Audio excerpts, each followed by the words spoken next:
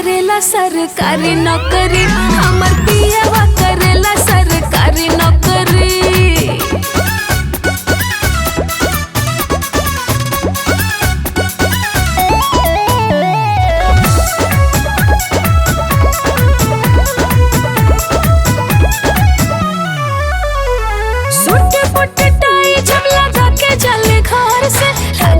बड़ी नुहाई भाई करके सिंगार हम हो झार के चली खाई अपने राजा के कमाई। जब किसी तो कहिया से झारे ले हम ताकि तक चाक आँख मारे ले, पास मेरी कैसे भइले नहीं दिले ब्रोकरी।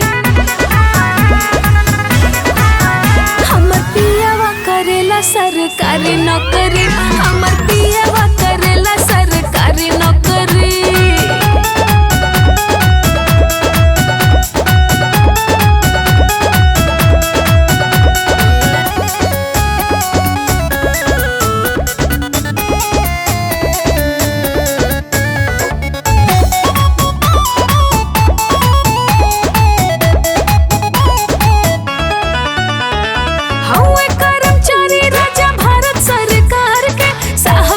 सब ही बोलावे अरे दूरे से सैलूट के हो इन्हें ताके मारे केहू हाथ जोड़ी बतियावे।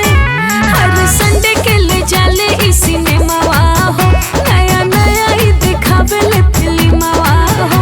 इतना हमरा के कहेले बम्बईया छोकरी।